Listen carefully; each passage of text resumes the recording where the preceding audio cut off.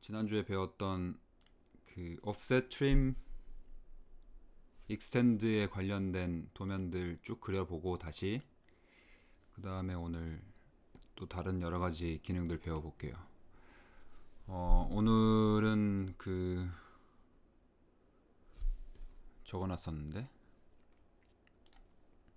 예, rectangle, polygon, donut, ellipse, spline, rotate, mirror, stretch, scale 이렇게 다 배워볼 건데, 어, 가운데 여기 세 개 있는 거는 잘 쓰이진 않지만 종종 쓰이는 기능이고, 위쪽과 아래쪽에 있는 거는 상대적으로 또 많이 쓰이는 기능들이기 때문에 쭉 한번 배워보고, 오늘 지금 바로 시작할 예제, 지난주에 했던 거랑은 좀 별개로 오늘 메인으로 배울 명령어들은 그 주요 드로잉 기능이라기보다는 보조적으로 빨리빨리 그릴 수 있도록 하는,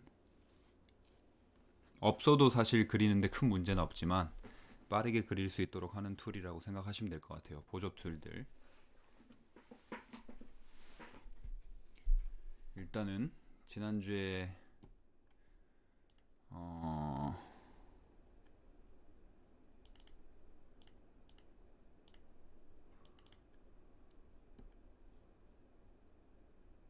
네, 제 캐드에 있는 어, 가구 인면도까지 그리고 끝났었죠. 요거 한번 해볼게요. 아마 지난주에 이제 배우고 또 다시 하는 거라 일주일 사이에 잊어버리신 분들 분명히 있을 것 같은데 요거를 한번 해볼게요. 말씀드렸다시피 일단은 레이어라는 중요한 기능을 아직은 배우지 않았기 때문에 중심선을 그리지는 마시고요. 그러니까 그려도 상관은 없는데 지금 화면에 보이는 것처럼 중심선의 그 표시, 지금 대시닷 대시닷이라고 하는 선으로 표현이 되어 있는데 그렇게 표현을 못 하실 거예요 아직은. 그래서 가선으로 그냥 표현을 해 두셔도 되고 일반 선으로, 아니면 다 그려놓고 지우셔도 상관없는데 일단은 요걸 한번 그려볼게요. 그리고 보시다시피 벽체 위쪽이 막혀 있지 않잖아요. 벽체 위쪽이 막혀 있지 않다라고 하는 거는 계속 연장이 된다는 거죠. 사실 이제 이렇게 번개 표시로 파선이 들어가야지 정확히 맞는 건데 이렇게 길게 그렇게 표현은 안 돼 있는 상황이고, 위쪽이 지금 계속 연장이 된다, 벽이. 그렇게 이해를 하시면 되고, 그래서 이제 선이 없기 때문에 이 부분들은 선을 그리지 않도록 주의하셔야겠죠.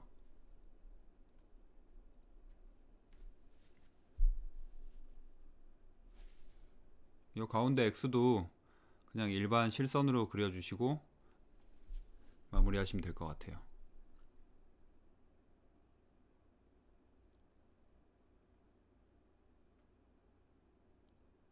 한 2, 3분 정도 드릴게요. 그렇게 어려운 건 아니니까 해보시고 또 저랑 같이 한번 제가 하는 것도 보시고 이렇게 하면 될 것 같아요. 좀 해야 될 게 많기 때문에.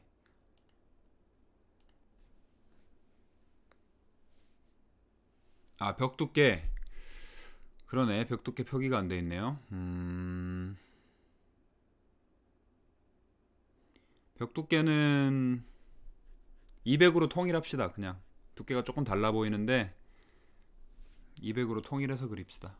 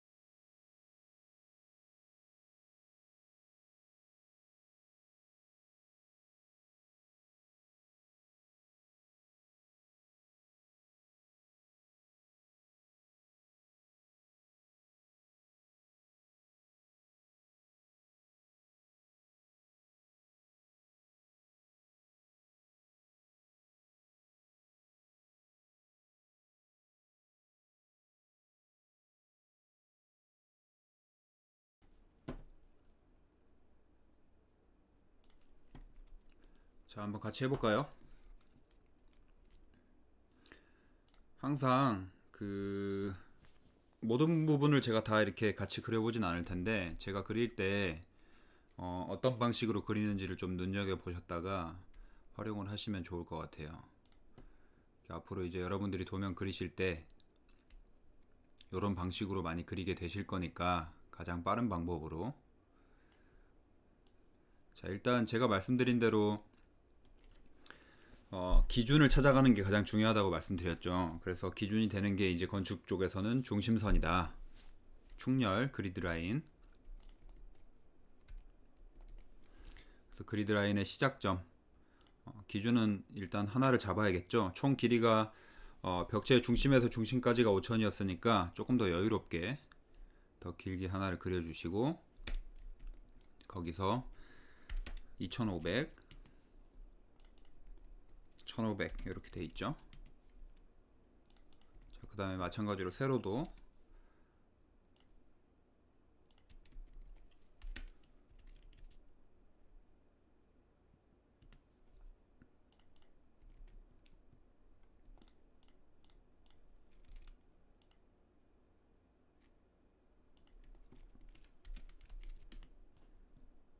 이렇게 되어 있네요. 그렇죠?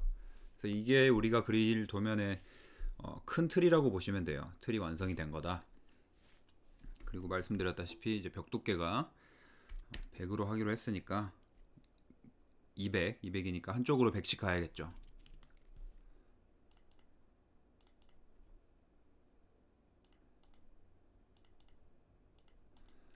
저는 지금 간단한 도면이기 때문에 벽 두께를 다 튀어놓고 이제 시작을 하는데, 조금 복잡하거나 본인이 이제 도면을 한 번에 이렇게 완성시켜 나가기 어려운 수준이다 라고 생각되시면 한 부분씩 완성을 시켜 나가시면 돼요. 다 이렇게 해놓고 하려 그러면 조금 복잡할 수가 있거든요. 어디를 트림해야 되는지 복잡할 수가 있기 때문에.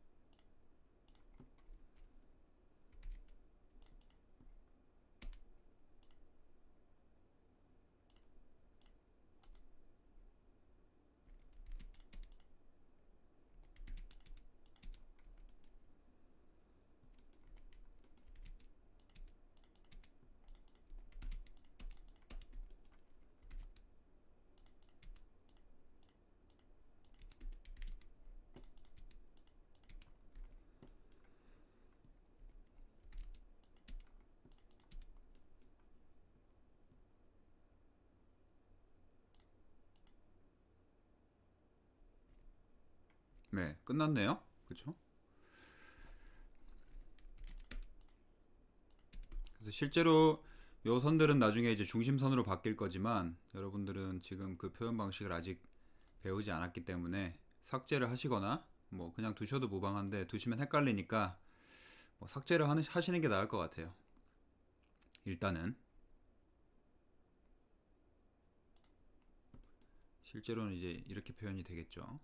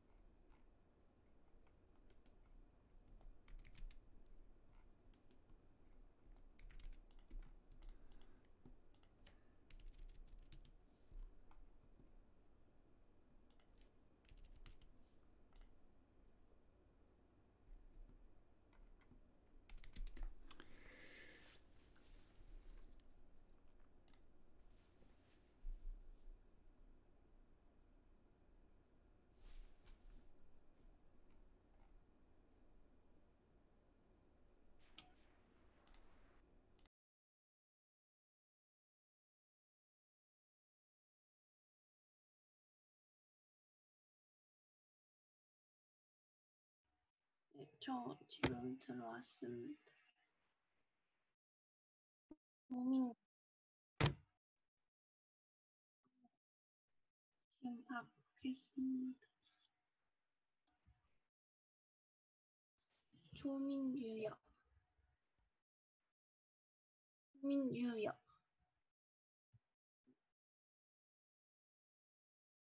네. 네.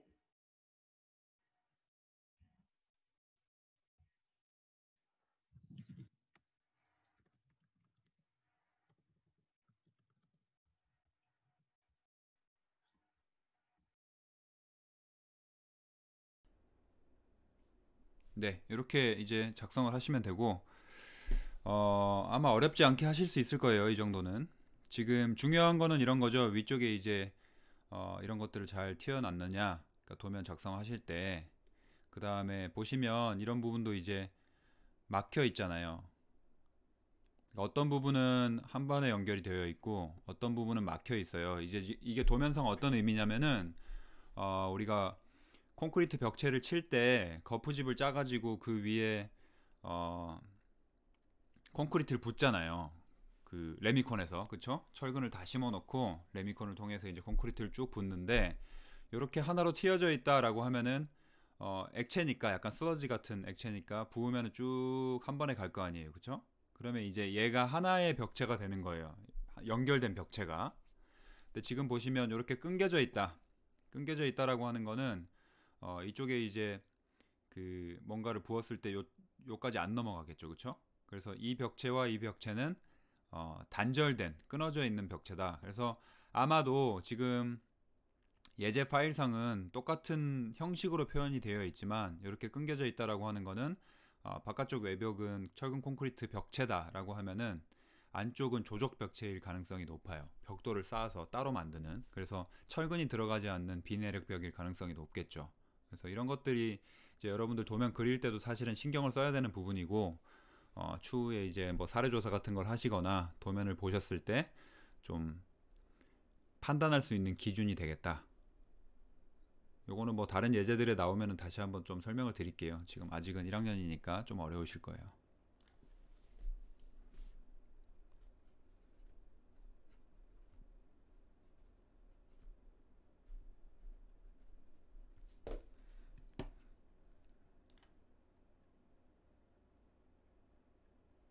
자, 그 다음에 조금 이제 점점 어려워지는데, 어,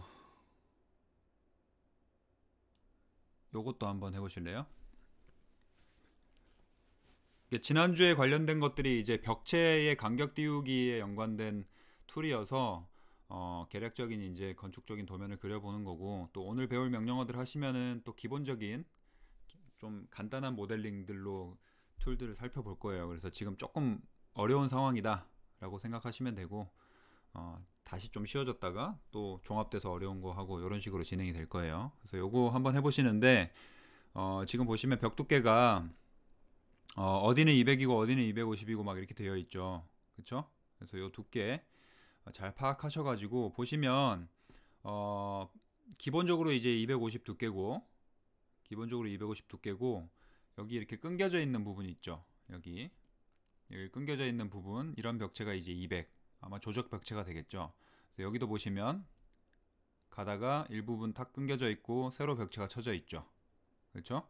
그래서 이런 것들이 아마 조적 벽체가 되어 있을 거다. 그래서 필요하면 리노베이션 하면 철거를 해도 구조적으로 문제가 없는 벽체가 되겠죠. 그래서 이 부분은 또 100짜리 벽으로 되어 있네요. 그래서 벽 두께랑 같은 이제 그 250 두께의 벽이라고 하더라도 어느 부분이 잘려 있는지, 끊겨져 있는지, 어느 부분이 연결되어 있는지 이런 것들을 좀 잘 파악하셔가지고 그림을 그려주셔야 될 것 같아요. 도면을.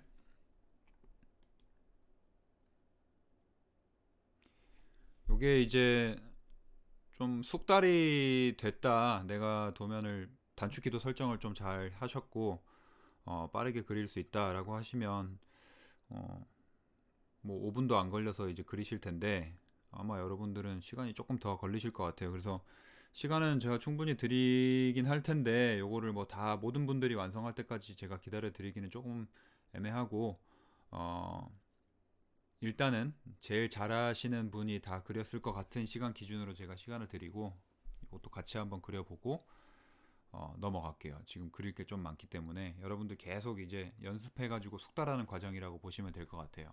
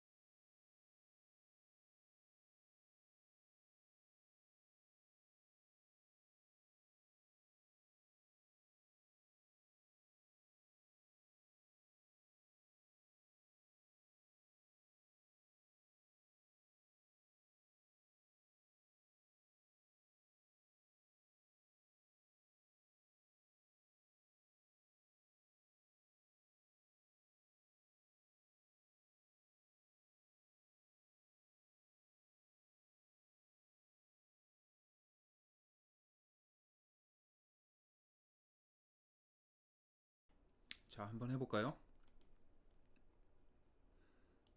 아마 다 완성 못 하셨을 텐데, 완성 못 하신 부분은 끝나고 마무리 하시는 걸로 하고.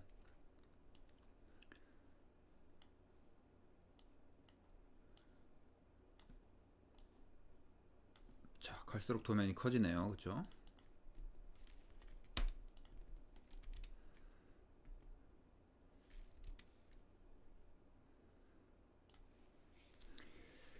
(4000) (2300) (3500) (5700에) (9700) 한 만 정도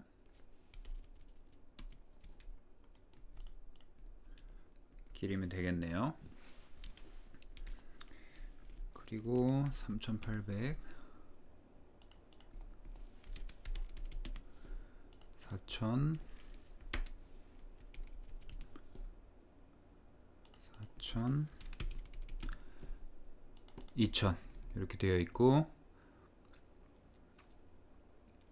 아래쪽이랑 위쪽이 조금 다르네요. 중앙 기준이. 그쵸? 그래서 요 길이가 아마 계속 옵셋을 하시면 헷갈릴 거예요. 무슨 말이냐면 아래쪽은 4800 3000 6000이잖아요. 그러면 아래쪽을 이렇게 옵셋을 또 하면 지금 아래쪽 선이랑 위쪽 선의 길이가 똑같으니까 좀 헷갈리잖아요. 그쵸? 그래서 이런 경우에 좀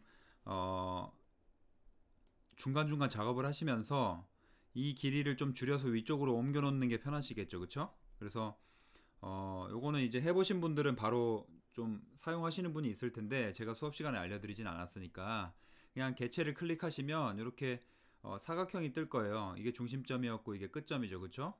오스냅 기준으로. 근데 이 사각형을 클릭하면은 개체를 실시간으로 변경할 수 있게 바뀌어요. 그러니까 무슨 말이냐면, 자, 이쪽 부분을 줄이고 싶다라고 하시면 이쪽 부분이 어딘가로 이동을 해야겠죠. 그쵸?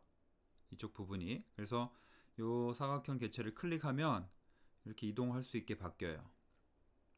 그래서 끝점을 중심 기준으로 이렇게 당겨 놓으면 길이가 바로 줄어든 걸 보실 수 있을 거예요. 그래서 지난번에 오스냅 설정할 때 니어리스트 옵션이 껐다 켰다 할 수 있다 이렇게 말씀드린 적이 있는 것 같은데, 아마 니어리스트 옵션이 켜져 있으신 분들은 저처럼 중간에 이렇게 모래시계 같은 모양이 어디든 뜰 거예요. 그러면 어느 길이로든 내가 줄일 수는 있겠죠. 그쵸? 중심점이 꼭 아니더라도. 오늘 스트레치 명령을 배우면 이 기능을 사용 안 하셔도 상관은 없는데, 아직 그 기능을 배우지 않았기 때문에 일단 이렇게 줄여 놓을게요. 그쵸? 그러면 이 세 개는 위쪽에 해당되는 내용이고, 네, 잘못 줄였네요. 아래쪽은 중심은 끝까지 내려왔어야 되네요. 네, 이렇게. 그쵸? 그 다음에 옵셋 할 것들은 이 아래쪽에 해당되는 그리드다 라고 내가 구분을 하고 시작하시면 그리실 때 안 헷갈리겠죠. 이렇게 하고 얘는 이제 거꾸로 줄여 놓는 거죠. 이런 식으로. 그쵸? 그러면 얘가 4800, 요게 3000, 이게 6000 이렇게 되겠죠. 그럼 이제 수직 방향의 그리드는 다 완성이 된 거고, 수평 방향의 그리드를 또 그려놓고 시작을 해야겠죠. 그쵸?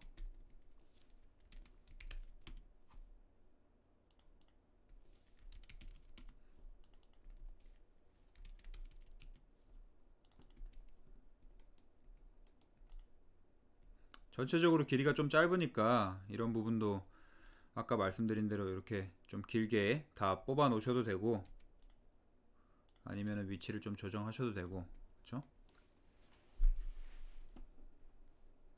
그 다음 얘도 마찬가지로 여기는 왼쪽에 해당되는 그리드를 제가 그린 거잖아요. 요거는 길이가 좀 짧아도 되겠죠. 왼쪽에만 해당되는 거니까. 그럼 여기에만 해당되는 거는 어떤 수치인지 보면은 2000만큼만 내려간 거, 요거 얘는 이쪽에만 해당되는 내용이다. 그쵸? 이런 식으로 이제 틀을 다 짜 놓으시고, 마찬가지로 이제 옵셋을 통해 가지고 벽체의 두께를 쭉 조성하시면 돼요. 그래서 요거는 뭐 시간을 들이면 충분히, 속도의 차이는 있겠지만 충분히 완성을 시킬 수 있는 부분이니까 제가 그냥 좀 빠르게 그냥 완성만 하고 넘어갈게요. 벽 두께가 얼마였죠? 200. 250.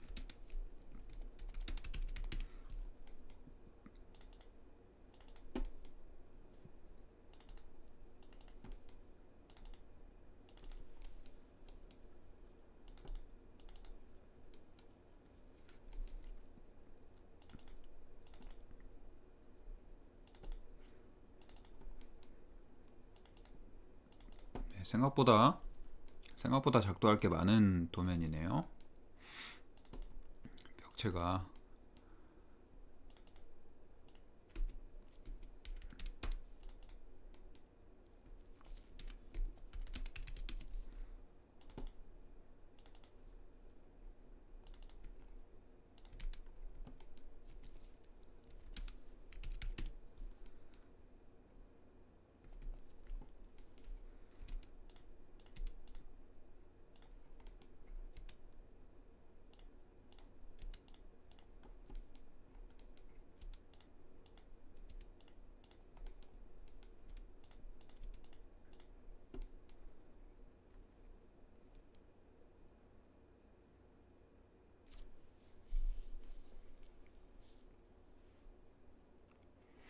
길이가 안 나와 있는 부분도 있네요.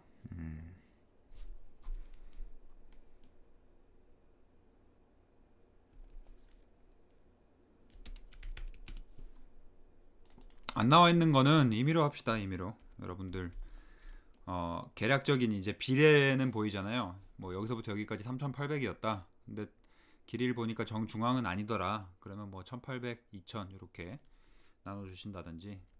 뭐 우리가 정확한 수치를 지금 가지고 모델링 하는 게 목표는 아니기 때문에 내가 그 명령어를 수행해 가지고 지금 완성을 시킬 수 있느냐 없느냐 요거 자체가 중요한 거니까. 그쵸? 그래서 완성만 잘 시켜 나가시면 되겠죠.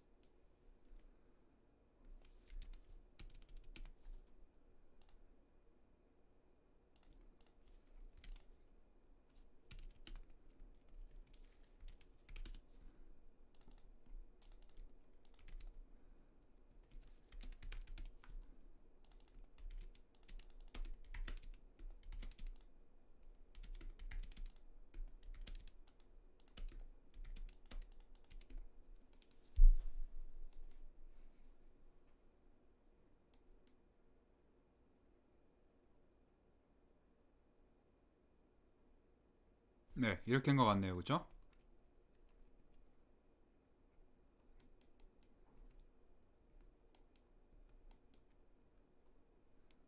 여기에 선이 하나 더 있네요. 이 선은 뭐냐면 이제 인면선이죠. 인면선. 이렇게 선이 하나 더 있다고 하는 거는 얘랑 얘가 레벨 차가 나는 거예요.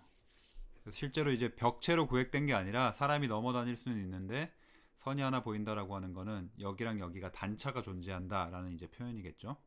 그래서 여기 현관 부분이니까 한 단 올라와서 실제 실로 들어간다. 그렇게 이제 표현이 된 것 같아요.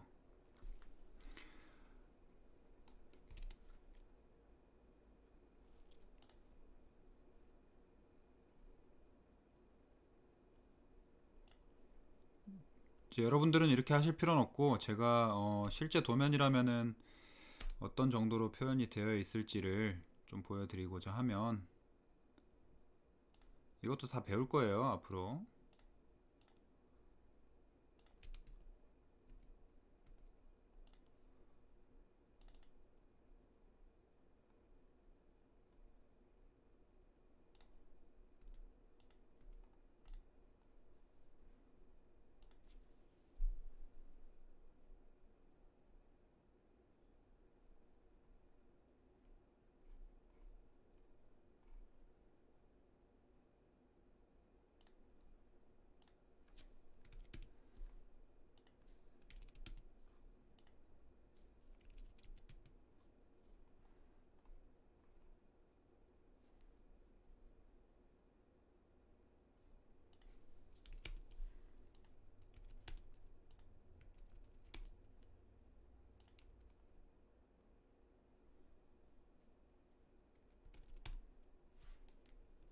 이제 실제로는 이렇게 직각 방향으로만 표현이 되는 게 맞는데 이 방향으로 이제 끊어서 표현을 해야겠죠.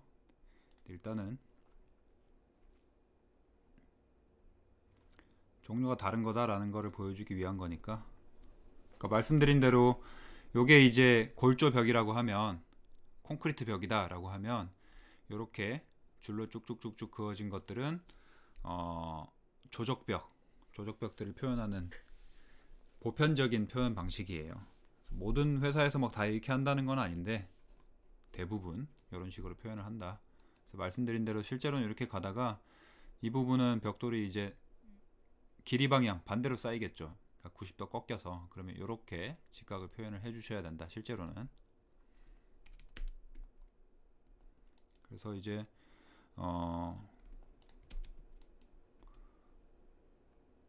여기에 이제 치수선 띄우고 그 다음에 그리드 법을 완성하고 하면은 도면이 되는 거겠죠. 완성된 도면이 되는 거겠죠. 그렇죠?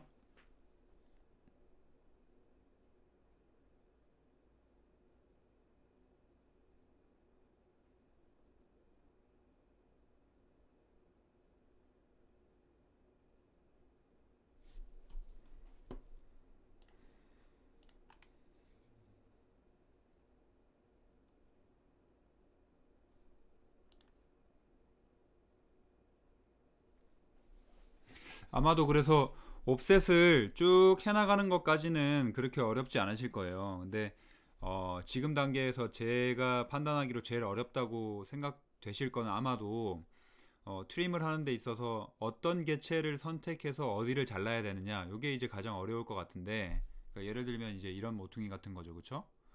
근데 이제 여러 번 하신다라고 생각하시면 돼요. 무슨 말이냐면 이렇게 돼 있잖아요.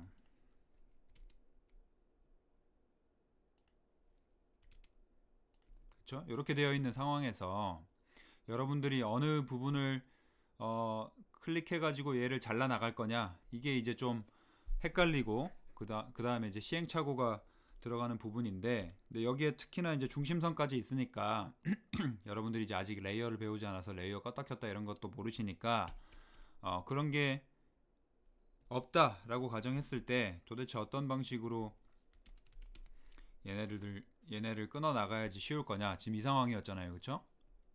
그러면 실제로는 이제 트림 하신 다음에 요거 두 개가 서로가 서로를 이제 자르면 되잖아요. 그쵸? 요거 두 개가 서로가 서로를 자르는 거니까 두 개를 다 선택하시고 서로가 칼날이 될 수 있게, 그 다음에 필요 없는 부분을 잘라 나가시면 되는데, 그쵸? 이렇게 완성하고 또 얘 선택해서 완성하고 하는데, 뭔가 선택하는데 이 정교한 작업이 필요하잖아요. 그쵸? 얘네 두 개를 왼쪽에서 오른쪽으로부터 일부만 걸려도 선택이 되게 선택하고, 얘네 둘도 일부만 걸려도 되게 선택하고, 이런 과정 자체가 시간을 잡아먹는 일이기 때문에 실제로 이제 여러분들이 작업을 하시면 트림 전부 다 선택을 해버리는 거죠. 그쵸? 전부 다 선택하면 어떻게 된다 그랬죠? 모든 개체가 다 칼날이 되니까 모든 개체의 모든 부분을 다 자를 수가 있게 되는 거예요. 그러면 이제 어떤 일이 발생하느냐, 보시다시피 얘를 자르려고 하면 요 상태에서 얘는 문제 없죠.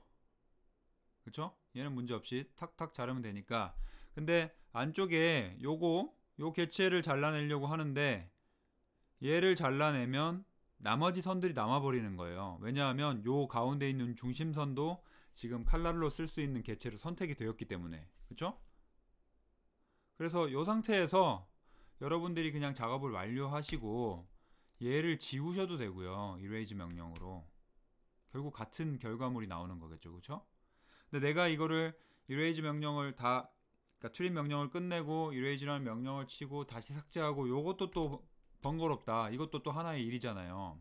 아까처럼 그냥 이렇게 선택하는 게 더 빠를 수도 있는데, 그런 경우에는 이제 단계별로 잘라 나가시는, 그러니까 이건 다 사람의 습성이라 제가 어떤 게 더 빠르고 어떤 게 더 좋다라고 말씀드리긴 애매해요. 근데 이제 이렇게 하시는 분도 있죠. 요거 자르고 저 얘네를 잘라 나가는데, 안쪽에서부터 자르면 바깥쪽이 남아버리잖아요. 그쵸? 근데 바깥쪽에서부터 자르면 요렇게 요렇게 요렇게 요렇게 요렇게 요렇게 자르면 완성하면 같은 모양이죠, 결국. 그쵸? 근데 남아있는 부분이 없이, 내가 가운데만 선택한 게 아니니까 남아있는 부분들이 없이 끝에서부터 우리가 뭐 긴 그 예를 들면 뭐 파 같은 거를 끝에서부터 잘라가지고 쓰레기통으로 탁탁 집어넣는다고 생각하면 될 것 같아요. 가운데를 자르면 양쪽이 남는데 끝을 잘라서 그냥 없애버리는 거죠. 이런 식으로 해도 결과물은 같다. 그래서 뭐가 더 좋다라고 말씀드리기는 애매한데, 내가 가장 편하고 내가 가장 이해가 쉬운 방법으로 모델링을 하시면 돼요. 드로잉을 하시면 돼요. 물론 이제 이것도 다다음 주에 또 배울 기능인데, 필렛이라는 기능으로 좀 편법을 사용해 가지고 트림이랑 조인을 동시에 하는 명령어가 있어요. 동시에 할 수 있는, 그거를 이제 배우시게 되면 아마 이런 벽체 모서리를 자를 때 어디를 선택해서 어떻게 잘라야지 하는 그런 고민을 안 하시게 될 거예요. 안 하시게 될 텐데, 아직은 그걸 배우지 않았으니까 이런 식으로 모델링을 하셔야겠다. 그리고 제가 말씀드린 대로 실제로 이제 제가 이렇게 완성을 했지만 벽체가 다 이렇게 구분되어 있죠. 그쵸? 다 다른 선으로 되어 있잖아요. 실제로는 이런 선들은 다 요렇게, 그러니까 안쪽과 바깥쪽으로 쭉 돌아갈 수 있는 형태로 조인을 시켜서 완성을 해주시는 게 좋아요. 패곡선으로 만들 수 있게. 최종 마무리는 그렇죠? 이렇게 선택이 되게, 얘가 이렇게 한 방향으로 쭉 돌아서 선택이 되게. 이제 우리 수업 시간 후반부에 배울 건데, 스케치업을 배우시면 이렇게 조인된 개체냐 아니냐에 따라서 이제 한 번에 선택이 되고 안 되고 이렇게 좀 바뀌거든요. 그래서 3차원의 모델링으로 우리가 이걸 동시에 진행할 드로잉이다 라고 하시면 단일 패곡선으로 하나의 개체를 하나씩 선택이 되게 만들어 놓는 게 좀 훨씬 편하겠죠. 이런 것들도.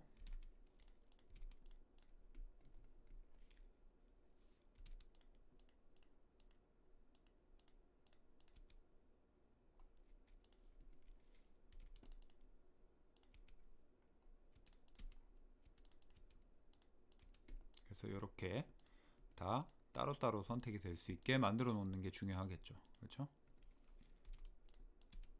이런 식으로. 조이는 습관적으로 좀 해보시는 게 좋은 게, 만약에 내가 모델링을 정확하게 한 것 같은데 뭔가 이런 거 안쪽에 있는 걸 조인을 하려고 그랬더니 한 번에 안 합쳐지더라. 안 합쳐지는 상황이다라고 하는 거는 어딘가가 터져 있는 거예요. 얘가 안 만나고 있는 거야. 끝과 끝이. 그러면 조인이 안 되겠죠. 그래서 내가 모델링을 정교하게 하지 않은 상황이 되는 거예요. 그래서 그런 것들을 확인할 수도 있는 툴이기 때문에 모델링이 쭉 완성됐다라고 하시면 조인을 해보시는 것도 도움이 되겠죠.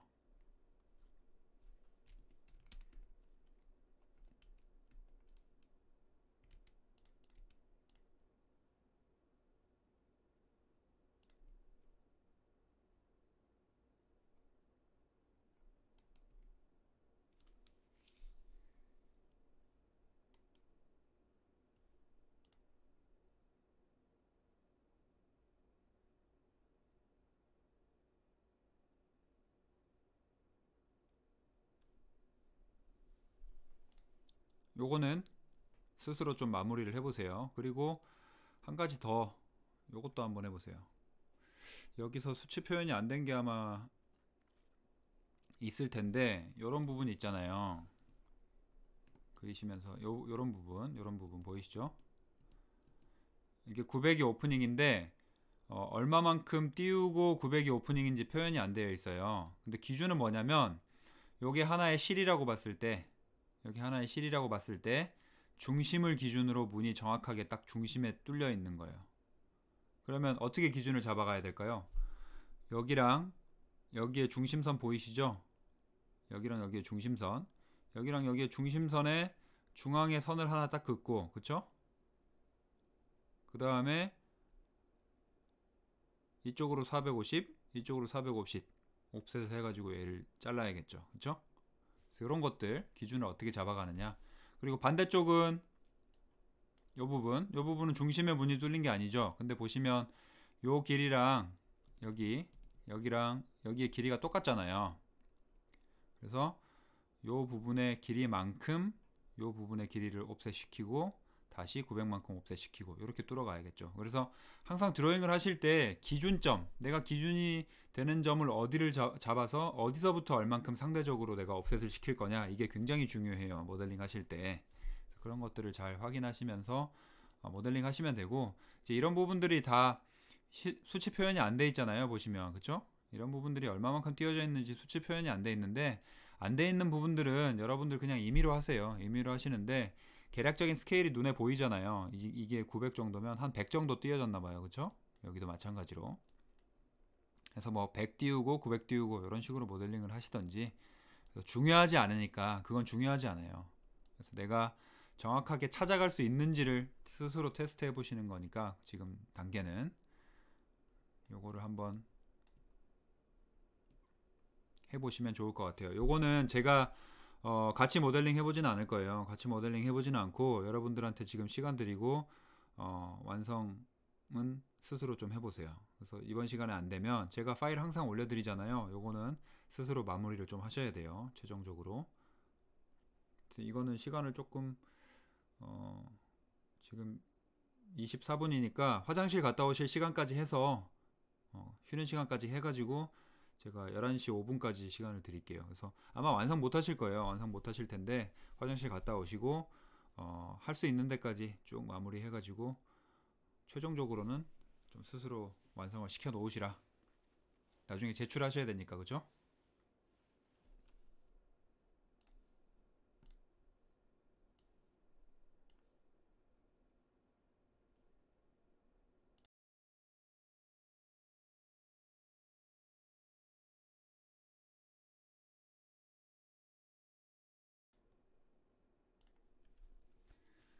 자, 이 부분은 좀 스스로 마무리하는 걸로 하시고 넘어갈게요.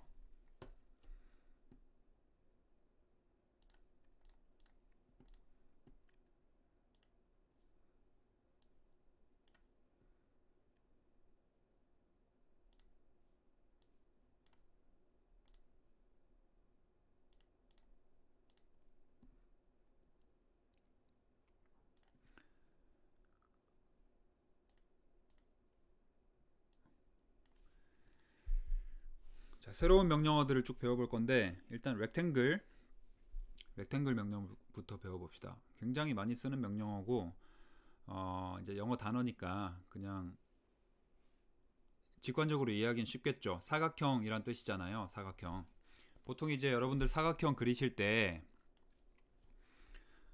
각도가 이제 90도인 사각형을 말하는 거예요. 렉탱글. 폴리라인 4개를 그려가지고 이제 사각형을 만드셨잖아요. 이런 식으로. 근데 지금 잠시만요. 왜 벨이 울리냐?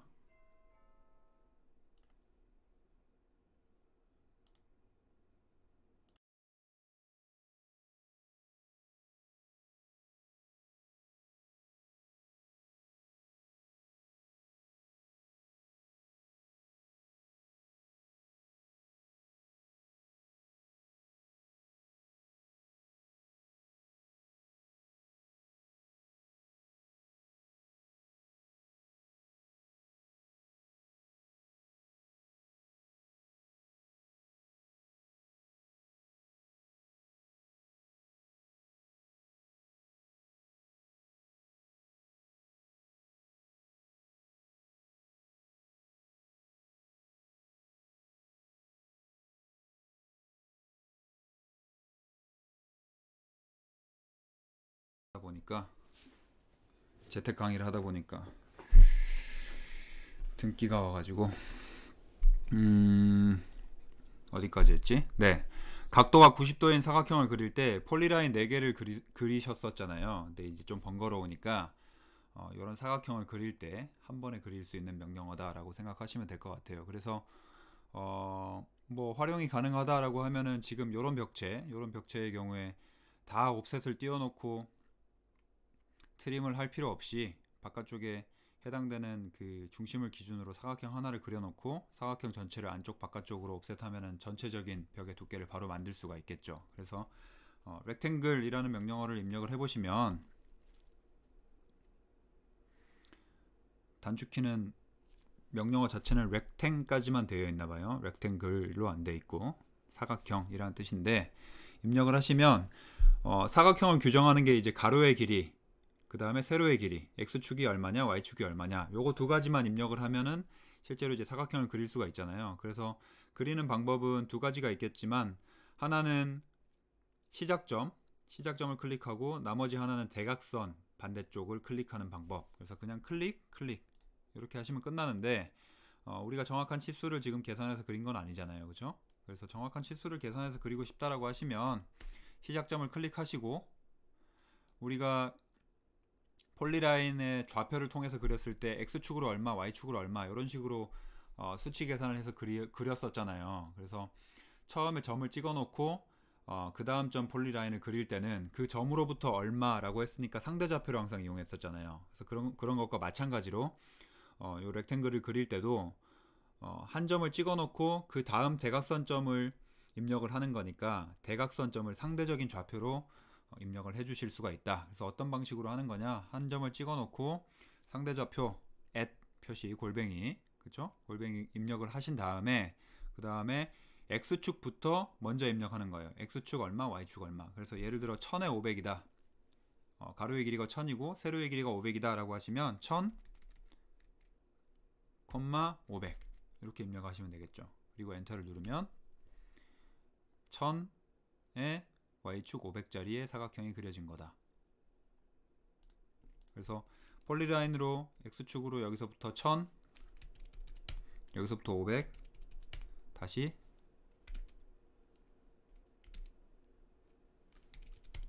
1000 close 이렇게 한 거랑 똑같은 형태가 되겠다. 그래서 아까 말씀드린 것처럼 이제 어떻게 응용이 되느냐 예를 들어 이렇게 사각형 그 가이드라인이 있었잖아요. 그렇죠? 이렇게 가이드라인이 있는 거를 여러분들이 이제 렉탱글 명령을 아신다고 하면은 렉탱글 해놓고 여기서부터 여기까지 사각형 그려놓고 아까 벽 두께 250이었나요? 125씩 안쪽 바깥쪽 이렇게 하시면은 바로 그릴 수가 있겠죠. 그쵸? 그 다음에 필요한 부분은 옵셋을 해가지고 뚫어버리면 되니까.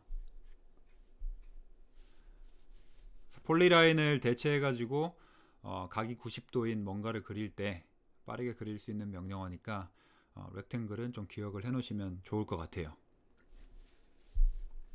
응용 기술이니까, 응용 기능이니까.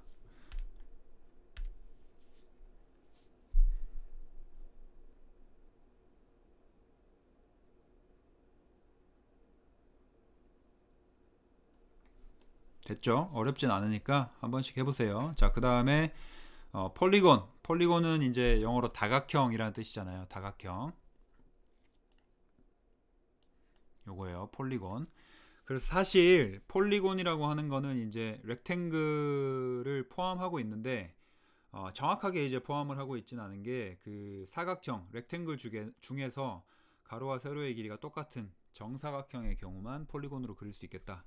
다각형이니까 이각형은 없잖아요. 그죠? 이각형은 선이니까 삼각형부터 사각형, 오각형, 육각형 이런 식으로 각 그 변수가 쭉 늘어나는 것들을 그릴 수 있는 명령어다 라고 생각하시면 돼요. 그래서 폴리곤 입력을 해보시면 POL로 되어 있을 거예요 아마. 자, 제일 처음에 뭐라고 나오냐면 enter number of size 이렇게 나오죠. 그러니까 변의 수를 입력해라. 그래서 여기서 입력하는 그 수치가 몇 각형이냐를 결정하는 거예요. 4면은 사각형, 3이면 삼각형, 5면은 오각형 이렇게 되겠죠. 그렇죠? 그래서 4로 되어 있으니까 일단 4로 입력을 그냥 해볼게요. 엔터.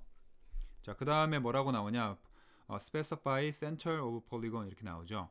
그래서 여기서 중요한데 폴리곤을 그리실 때는 항상 그 기준점을 어디로 입력하느냐 이게 중요한데 기준점은 항상 중심에서부터의 거리예요.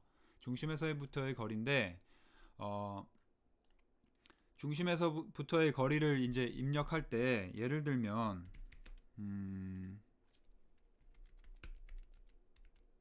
이렇게 됐다고 가정을 했을 때 폴리곤이라고 하는 거는 지금 보시는 요 중심점 교차점으로부터 요 중심에서부터 각 변의 길이가 얼마만큼 떨어져 있는 거냐. 그러면 동등한 변의 길이로 쭉 배치를 한 다음에 그릴 수가 있겠죠. 또는 각 꼭지점의 길이가 얼마만큼 떨어져 있느냐. 이렇게 두 가지로 입력을 하실 수가 있겠죠. 그렇죠? 그래서 폴리곤을 입력하시면 중심점을 찍는 건 항상 같은데 circumscribe냐 inscribe냐, 그러니까 내접하느냐 외접하느냐, 요거를 이제 차이를 두시고 입력을 하게 되어 있고, 그 다음에 또 뭐 한 가지로 옵션을 더 줄 수가 있냐면 중심에서부터의 거리가 아니라 중심에서부터의 거리는 입력할 건데 중심에서부터 요 얼마 떨어진 거의 거리가 중요한 게 아니라 나는 이 변의 길이가 중요하다. 어차피 각 변의 길이는 전부 똑같은 형태를 만들 거기 때문에 변의 길이를 딱 지정을 해주면 그 변의 길이가 똑같은 것들을 만들면서 서로 꼭지점들이 만나게 제도를 할 거 아니에요, 컴퓨터가. 그래서 중심점으로부터의 거리를 입력하느냐 변의 길이를 입력하느냐 이렇게 또 두 가지로 나눠져요. 그러니까 크게 보면은 중심점을 입력하고 중심점에서부터의 거리를 입력할 거냐 변의 길이를 입력할 거냐 이렇게 나눠지는 거고, 중심점에서부터의 거리를 입력하는 거다라고 했을 때 변까지의 거리를 입력하는 거냐 꼭지점까지의 거리를 입력하는 거냐 이렇게 또 다시 세분화가 된다라고 생각하시면 될 것 같아요. 그래서 다시 한번 보시면 자, 폴리곤 중심을 찍고 사각형하고 중심 찍고, 그렇죠? 자, 그 다음에 중심 찍었으니까 지금 여기 보시면 inscribe냐 circumscribe냐 이렇게 나오죠. inscribe냐 circumscribe냐 앞에 거부터 해볼게요. inscribe다. 그러면 지금 보시다시피 이 꼭지점으로 고정이 되죠. 거리가 보이시죠? 요 점점 나온 거. 그래서 꼭지점까지의 거리를 내가 얼마로 할 거냐, 내가 이걸 500으로 할 거다 라고 하시면 500을 입력하시면 바로 중심에서부터 여기까지의 거리가 500이 되는 거겠죠. 여기까지의 거리가. 이게 이제 기준이 뭐냐면 얘를 원을 그려봤을 때 inscribe였잖아요. 내접. 원에서 안쪽으로 이렇게 접하는, 그러니까 꼭지점이 되겠죠. 그렇죠? 그럼 거꾸로 자 똑같이 폴리곤 입력하시고 사각형이다. 중심을 찍었다. 그 다음에 바깥쪽 요 circumscribe라고 한번 해볼게요. circumscribe. 그러면 변의 길이로 입력되죠. 그쵸? 같은 수치의 500이라고 봤을 때 내가 똑같은 500을 입력했을 때 요 길이잖아요. 요 길이. 요 길이 입력해 보시면 원이랑 어떤 관계가 있는지 눈에 보이시죠? 원에서 바깥쪽으로 접하고 있잖아요. 그래서 외접. 그래서 영어 단어로 이제 inscribe다 하면은 in이니까 안쪽이니까 내접이라고 생각하시면 되고, circum은 둘레를 말하는 거거든요. 둘레, 바깥쪽 둘레로 접한다. 그래서 외접이다라고 생각하시면 돼요. 자, 이렇게 그리는 게 이제 중심점으로부터의 거리를 입력하는 거고, 자, 똑같이 폴리곤 보시면 넘버 입력하시고 중심을 찍기 전에 크게 갈리는 길이 있다고 그랬죠. 내접 외접 전에. 여기 보시면 엣지라고 하는 게 있을 거예요. 엣지. 엣지가 이제 모서리를 말하는 거잖아요. 한 변. 그래서 엣지의 옵션 E 엔터 쳐도 되고 아니면 엣지 클릭해도 되고. 그러면 specify first endpoint of 엣지. 중심을 클릭할 게 아니니까 엣지의 첫 번째 점을 일단은 입력하게 되어 있어요. 그래서 입력을 하시면 지금 보시다시피 이 첫 번째 점으로부터 한 변의 길이가 얼마를 갈 거냐, 그거를 결정하게 되어 있는 거예요. 그렇죠? 그래서 얘를 뭐 500으로 입력한다 그러면 한 변의 길이가 500짜리가 되는 거니까 크기가 훨씬 작겠죠. 그렇죠? 얘보다. 얘가 500이니까.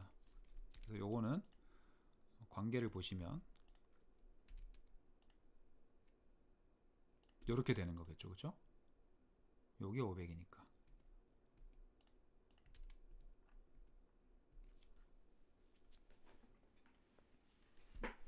그래서 요거는 이제 사각형의 경우고, 모든 각형의 경우에 똑같은 방식으로 모델링을 한다라고 생각하시면 돼요. 육각형 한번 해볼까요? 자, 그러면 6을 입력해야겠죠. 자, 중심을 찍으면 중심부터 항상 내접이냐 외접이냐를 결정하게 되어 있을 거고요. 그렇죠? 이렇게.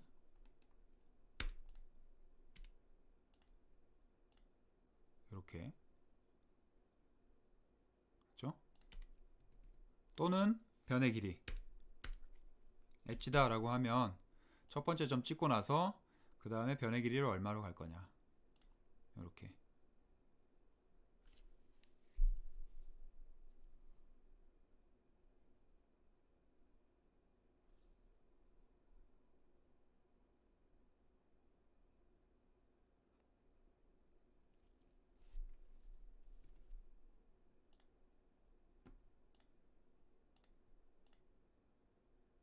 그래서 가끔 이제 이 제도 시험 같은 거 혹시 뭐 쳐보실 분이 있는지 모르겠지만 그런 데 가면은 이렇게 변의 길이를 줘요.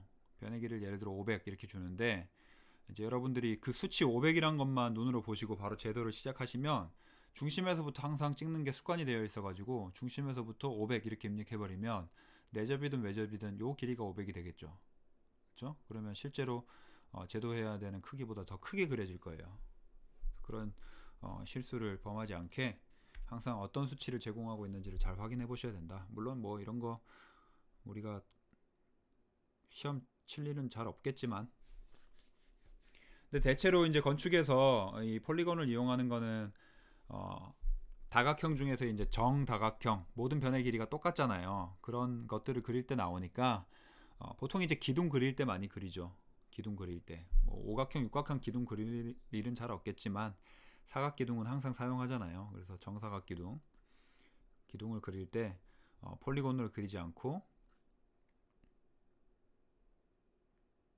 우리가 그 사각형을 그릴 수 있다.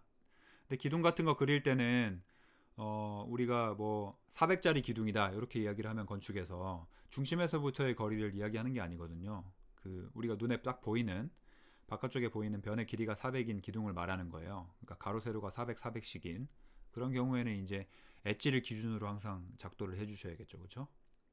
그런 것들이 좀 중요하겠다.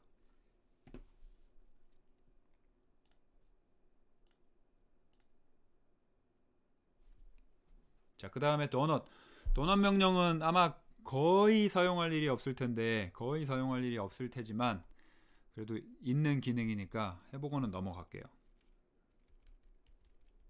자, 도넛이라고 되어 있는데, 이 도넛이 우리가 먹는 도넛인데 실제 이제 스페링은 N에서 GHT 이렇게 끝나잖아요. 근데 뭐 약식으로 이렇게 표기하기도 하고 실제 제도에서 도넛은 이렇게 쓰더라고요. 그래서 클릭을 해보면 할 수 있겠다시피 그 도넛 모양을 생각해보면 원이 두 개가 겹쳐 있는 모양이잖아요. 그래서 안쪽 원, 바깥쪽 원 이렇게 되어 있죠. 구성 자체가. 그래서 항상 보시면 두 개의 그 수치를 입력하게 되어 있을 거예요. 그래서 specify inside diameter라고 나오죠. 안쪽 원. 안쪽 원에 이제 보통 우리 원을 그릴 때는 반지름을 입력했는데 여기서 보시면 inside diameter라고 되어 있으니까 지름을 입력하게 되어 있네요. 그래서 뭐 예를 들어 100이다. 자, 그 다음에 바깥쪽에 다이아미터를 입력해라. 커야겠죠, 바깥쪽이니까. 그럼 200으로 한번 입력해 볼게요. 그 다음에 어디에 위치시킬 거냐, 점을 찍어라. 아무 때나 뭐 이런 부분 이렇게 점을 찍어 보시면 가운데가 이제 색칠된 것처럼 나오는데, 지금 보시다시피 어떻게 제도가 된 거냐면 안쪽 원을 그리고 바깥쪽 원을 그려서 가운데를 이렇게 색칠한 게 아니라, 색칠은 이제 해치라고 하는 명령을 다시 배우실 거예요, 나중에. 요거는 이제 그려진 방식 자체가 선 두께가 굉장히 두껍게 그려진 거예요. 요게 그냥 한 선이에요. 한 선인데 우리가 이제 굉장히 얇은 샤프로 그리던 거를 매직으로 두껍게 그냥 한 번에 쭉 그린 것처럼 그려놓은 형상이라고 생각하시면 돼요.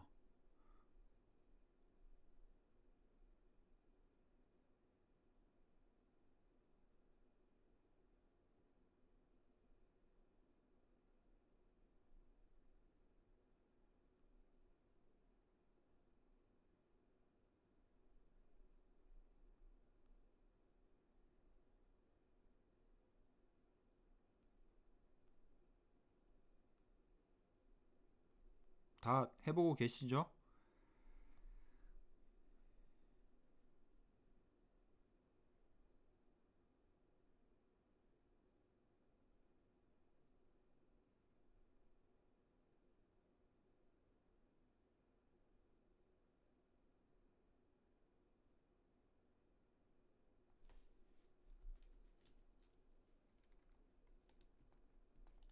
그래서 요거는 쓸 일이 거의 없었던 것 같아요. 거의 없었던 것 같아요. 그래서 건축 쪽에서 요거를 글쎄요, 쓴다 그러면 지시선을 내가 굳이 따로 뭔가 표현해가지고 나중에 배우겠지만 어떤 부분을 딱 지칭하고 싶을 때 눈에 강하게 띄면 좋잖아요. 그래서 지금도 보시면 두껍게 그려지니까 줌아웃해도 눈에 잘 띄잖아요. 그래서 어떤 부분을 표현하고 싶을 때 이런 식으로 많이 하는데, 실제로 이제 건축적으로 뭔가를 제도해서 두께를 주고 싶다라고 하시면 사실은 이제 서클을 정확하게 그려가지고, 아까 지름이 100이었으니까 이렇게 그려진 거죠, 그렇죠? 이렇게 제도를 하고, 이렇게 제도를 하고, 만약에 이게 건축적으로 실제로 이게 두께가 있는 뭐 뭐라 그래야 되지? 두께가 있는데 잘려나간 부분이다. 그러니까 단면이 평면적으로 이렇게 잘려나간 게 보인다 그러면 이 안쪽을 다시 칠하는 방법으로 이렇게 제도를 하겠죠. 그렇죠? 그래서 얘랑 생긴 건 똑같아도, 생긴 건 똑같죠. 이 속성을 보시면 얘는 하나의 개체고요. 하나의 엔티티고, 얘는 바깥쪽 원, 안쪽 원, 그리고 내가 칠한 개체, 이렇게 세 개로 이루어진 개체라고 보시면 돼요. 근데 왜 이렇게 그리냐면 얘로 그리면 이제 편집이 쉬우니까. 편집이 쉬우니까. 근데 이런 경우에는 이 개체 자체가 두꺼운 거니까 이 편집을 하려 그러면 이 개체가 일그러지거든요. 그렇죠? 보시다시피. 그렇죠? 그래서 잘 쓰진 않아요. 잘 쓰진 않으니까 그냥 이런 기능이 있다. 자, 그 다음에 일립스도 거의 이것도 쓸 일이 없는데 일단은 요거는 타원이라는 뜻이죠. 타원. 원은 중심에서부터의 같은 거리의 집합이었죠. 이렇게 돌아가는. 근데 일립스는 얘를 이제 찌그러뜨렸을 때, 내가 누르거나 양쪽을 당겨서 이렇게 쭉 모양을 변형시켰을 때, 그 변형시켰을 때 이렇게 타원체처럼 생긴 거, 그걸 일립스라고 하는데, 일립스를 구성하는 거는 이제 가로의 길이가 얼마냐, 세로의 길이가 얼마냐, 이렇게 입력을 해주시면 돼요. 그래서 똑같이 영어 단어니까 일립스라고 하는 걸 입력을 해보시면 뭐라고 나오죠? 엑시스의 엔드 포인트를 입력을 하거나 아크를 입력하거나 센터를 입력해라.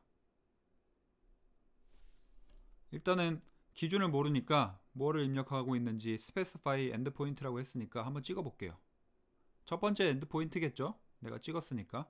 자, 그러면은 other end point라고 나오죠. 반대편. 그래서 지금 찍는 부분이 내가 그리고 있는 그 일립스의 한 축의 길이가 될 거예요. 한 축.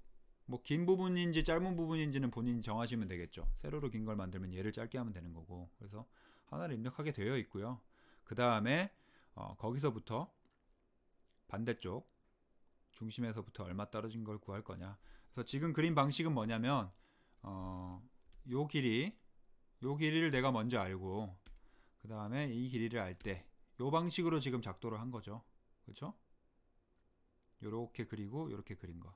근데 다른 방법으로 보시면 보통 센터를 많이 이용하지 않을까 싶은데, 센터를 입력하면 내가 중심을 찍고 중심에서부터 요 길이 한쪽으로 입력하게 되겠죠. 그렇죠? 그 다음에 똑같이 반대쪽 길이를 입력하게 되어 있다. 내가 무엇을 알고 어떤 기준으로 작도를 할 건지에 따라서 달라지는 거니까, 아마 건축 쪽에서는 거의 사용할 일이 없을 거예요. 뭐 우리가 가구 도면을 그릴 때나 뭐 그럴 때 사용할지는 모르겠는데, 건축 쪽에서 이런 형태를 만들어 나가기는 조금 어렵거든요.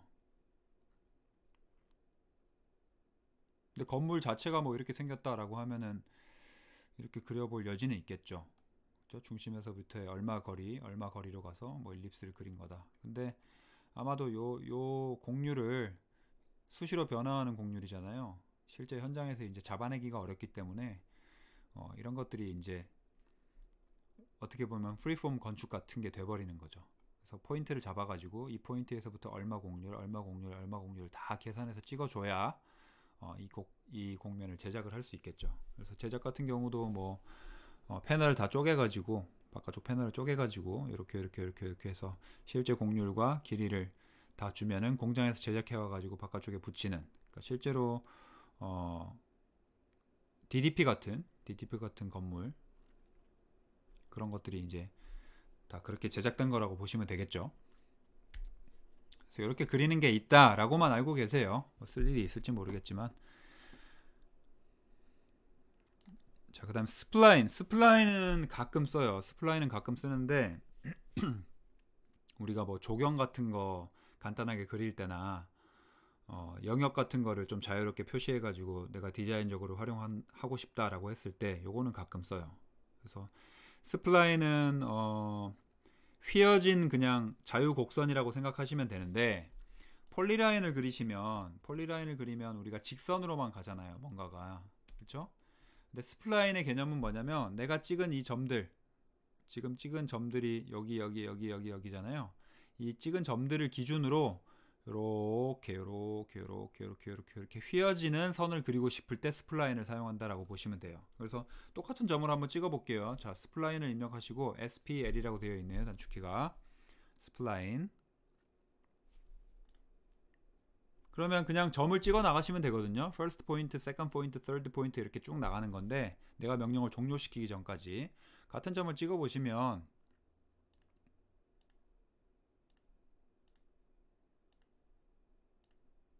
끝났으면 엔터 쳐야겠죠. 아까 말씀드린 것처럼 내가 찍은 점을 기준으로 이렇게 휘어지는, 그러니까 곡률을 반영하는 거겠죠. 얘가 이렇게 좌우의 곡률이 너무 급격하게 변하지 않도록 자연스럽게 가는 곡선을 만들고 싶을 때 사용을 한다.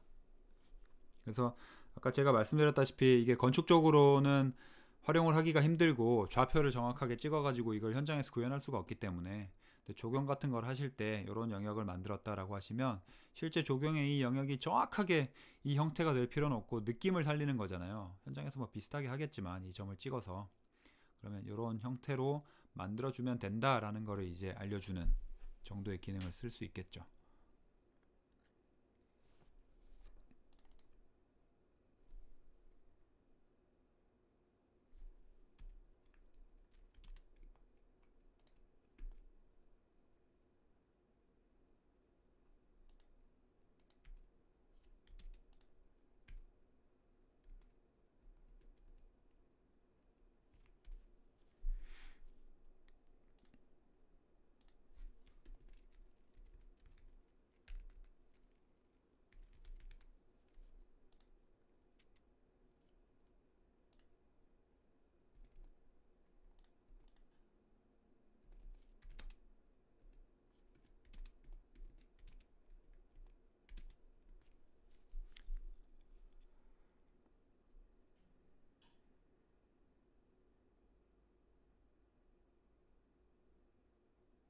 요거는 제가 가끔 쓰는 기능이니까 그냥 알려드리고 넘어갈게요. 여러분들이 쓸 일은 아직은 없을 텐데 저는 근데 스플라인을 그릴 때 이렇게 스플라인 명령어를 입력해서 쭉 그리는 방법보다 저는 이제 폴리라인을 그려놓고 폴리라인을 스플라인으로 개체 변경을 시키는 방법을 많이 사용하거든요. p 에디트라고 이제 폴리라인 에디트라는 기능인데 참고로 그냥 p 에디트 에디트가 이제 수정하다 이런 뜻이잖아요. 대문자로 써드릴게요. 그래서 p 에디트라고 해서 앞에가 폴리라인이에요. 폴리라인을 내가 그려놓고 그 폴리라인 개체의 속성을 변경시키는 방법인데 예를 들어 뭐 네, 이렇게 그렸다고 가정을 합시다. 내가 이렇게 그린 이 개체가 실제로 이제 이렇게 각져 있지만 나는 뭔가 좀 프리폼 건축의 형태를 만든 것처럼 그냥 자연스럽게 내가 이 펜을 들고 요 형태랑 비슷하게 곡면을 그린다고 가정을 해보면 이렇게 막 덧칠을 할 거 아니에요. 부드럽게 이어지도록 그런 형태를 만들 때 사용하는 거예요. 그런 형태를 만들 때. 그래서 p 에디트라고 입력을 해보시면 p 에디트 폴리라인 에디트 폴리라인을 입력해야겠죠. 폴리라인을 수정하는 거니까. 그래서 그냥 클릭을 하시면 부가적인 옵션이 이렇게 쭉 뜰 텐데 뭐 여러 가지 뭐 조인하거나 폭을 변경시키거나 뭐 만들거나 이런 기능들이 있는데 그 중에서 여기 가운데 보시면 스플라인이라고 있을 거예요. 그렇죠? 보이시죠? 그래서 이건 뭐냐면은 폴리라인인데 폴리라인을 스플라인의 속성으로 변경을 시켜줘 버리는 거예요. 그래서 클릭을 한번 해보시면 아까 제가 말씀드린 것처럼 보이시죠? 나는 분명히 스플라인을 그렸는데 폴리라인을 그렸는데 속성 자체를 스플라인으로 바꿔버렸기 때문에 이렇게 조약들 같은 모양으로 바뀌어요. 근데 이제 문제가 뭐냐면 내가 제일 처음 찍은 점과 끝이 만나는 점, 그러니까 시작과 끝점이 딱 만나는 그 점은 엣지처럼 톡 튀어나와 있어요. 이렇게 보이시죠? 네.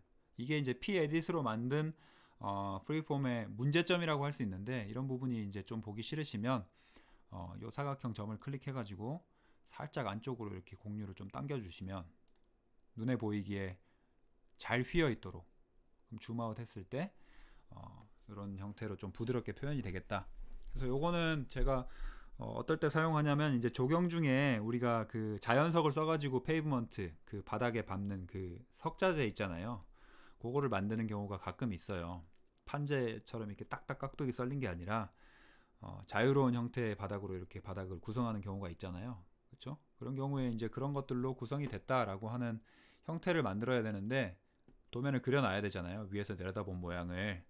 그런 모양들을 이제 표현할 때 폴리라인으로 각각의 개체를 쭉 그냥 그린 다음에 전체적으로 딱 지정해가지고 스플라인으로 변경을 하면은 이런 형태를 만들 수가 있겠죠. 근데 스플라인으로 처음부터 얘를 그리려고 하면 조금 어려워요. 내가 어떤 점을 찍고 넘어가야 되는지 좀 뭔가 더 시간이 오래 걸리고 형태가 생각보다 내가 그린 것처럼 동글동글하게 잘 안 되죠. 그렇죠? 그리고 수정을 한다 그래도 이게 곡률이 이 스플라인의 요 점과 점 사이의 곡률을 변화시키기 때문에 뭔가 이렇게 좀 찌그러지고 이런 것들을 좀 크게 하려고 하다 보면은 모양이 커지고 작아지고, 그래서 생각보다 이게 오히려 컨트롤이 더 어렵거든요. 그래서 폴리라인으로 그려놓고 저는 바꾸는 걸 좀 선호한다. 그래서 폴리라인으로 그리실 때 이 점들을 많이 찍잖아요. 많이 찍으면 많이 찍는 대로 스플라인의 그 포인트 변경점이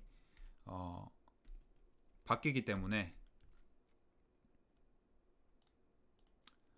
조금 더 부드러운 곡선으로 바뀔 수가 있겠죠. 그렇죠? 이런 식으로.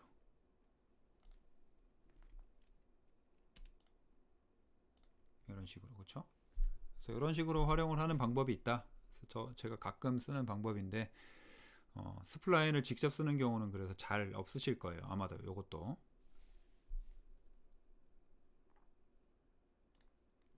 그래서 아까 말씀드린 대로 여기에 있는 기능들은 가끔 쓰지만 모르는 것보다는 당연히 아는 게 좋으니까 알려드린 거예요. 자, 그리고 요것들은 굉장히 많이 쓰는 기능이죠. 요것들은 굉장히 많이 쓰는 기능인데 할 수 있는 데까지 일단 해보고 넘어갑시다. 단어 자체는 어렵지 않을 거예요. rotate는 회전시키다 라는 단어니까 뭐를 회전을 시킬 거고, 그쵸? mirror는 거울이라는 뜻이니까 거울을 만드는 건 아니고요. 거울이라는 그 개체의 속성을 이용해 가지고 내가 가지고 있는 개체를 거울에 비친 것처럼 플립 시키는 거. 그러니까 좌우가 반대가 되게 반대쪽으로 탁 복사를 하는 거. 그냥 복사가 아니라 미러 이미지로 복사하는 거. 그다음 스트레치는 늘리다 이런 뜻이잖아요. 그래서 늘리거나 줄일 때 사용하는 기능이고, 스케일은 축적이라는 뜻이잖아요. 그래서 크기를 키우거나 줄일 때 사용하는 기능.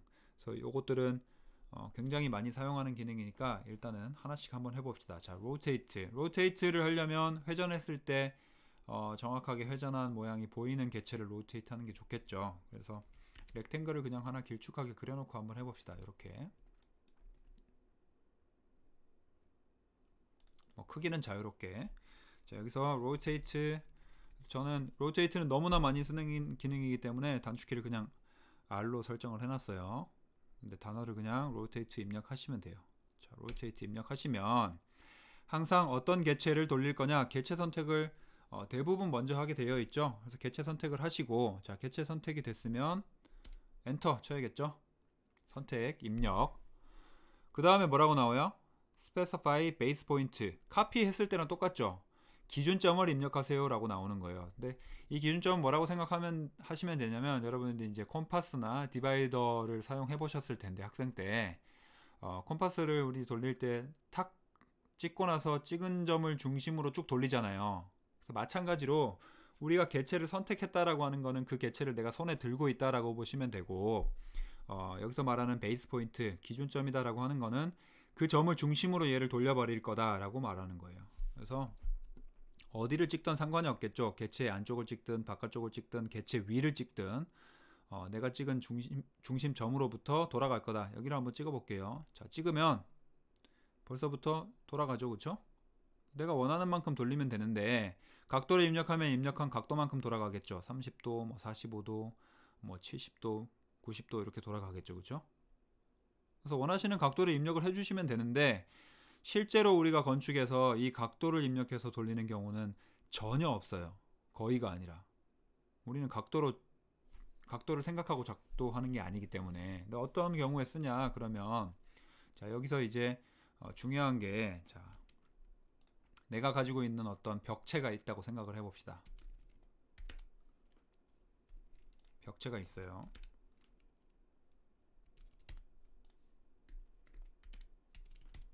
이렇게 벽이 있다고 가정을 해볼게요.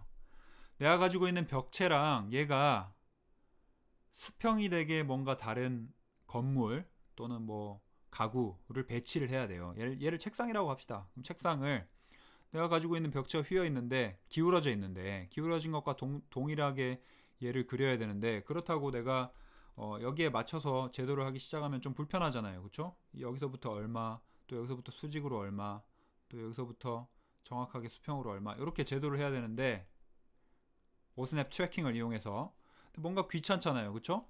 나는 이 길이는 정확히 알고 있는데, 그러면 얘를 그려놓고 회전시키는 방법이 훨씬 빠르단 말이에요. 그때 회전을 시킬 건데, 자 이렇게 줬을 때 그러면 이 개체를 이 벽에 맞게 회전을 해야겠다라고 하면 도대체 어떻게 회전을 해야 되느냐, 이제 머릿속으로 잘 생각을 해봐야겠죠. 자 그럼 로테이트, 이 개체를 회전시키는 거는 사실이고, 엔터. 어디를 중심으로 회전해야 되죠?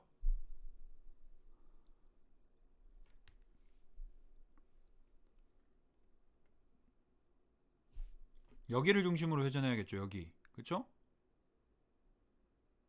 여기를 중심으로 하면 어떻게 회전이 되든 책상이 한 반쯤 벽에 걸려 있어 버릴 테니까 여기를 중심으로 하면 반 이상이 걸릴 테고, 그쵸?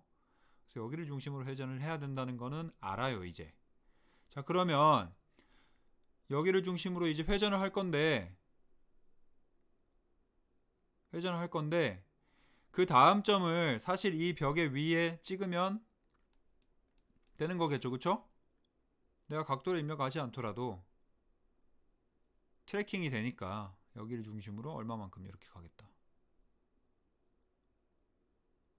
그쵸?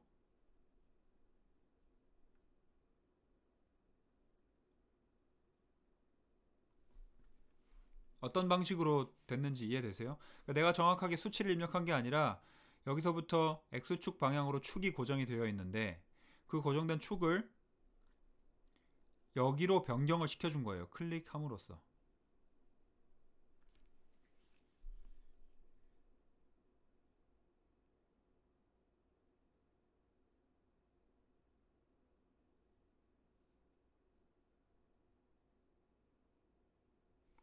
근데 문제는 뭐냐면 내가 로테이트라는 걸 했을 때 기본적으로 중심점을 딱 찍고 나면 축이 지금 X축 방향으로 고정이 됐잖아요. 이거는 지금 바뀌어지지 않은 상태잖아요. 그래서 무조건 얘를 기준으로 회전을 할 거예요. 그렇죠? 얘를 기준으로 회전을 하게 된단 말이에요. 근데 만약에 내가 지금 그려야 되는 게 요 장변이 여기에 붙는 게 아니라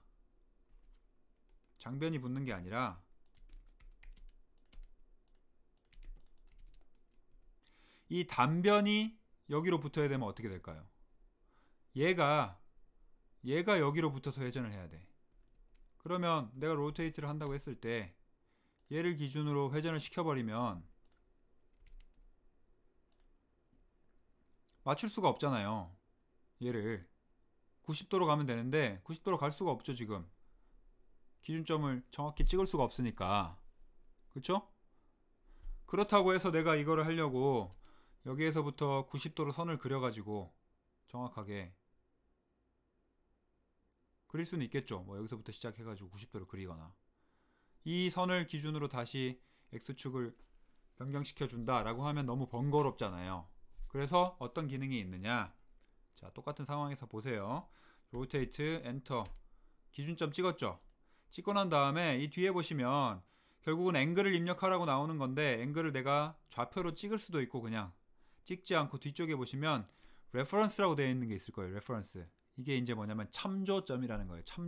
참고 문헌 할 때 레퍼런스라고 쓰잖아요. 참조점. 그래서 단축키는 R로 되어 있죠. R 입력하시면 되고, 자 얘를 쓸 건데 참조의 선을 내가 다시 그리는 거예요. 자 R을 한번 입력해 볼게요. 입력을 하면 뭐라고 나오냐면 specify the reference angle 이렇게 나오죠. 그래서 참조할 앵글을 입력하라고 나오는 건데 이 앵글을 내가 만들어 나갈 수 있어요. 어떻게? 아까 여기서부터 여기를 찍은 게 첫 번째, 두 번째 점이 기준선이 됐었잖아요. 그 기준선을 내가 얘로 변경을 시켜주는 거예요.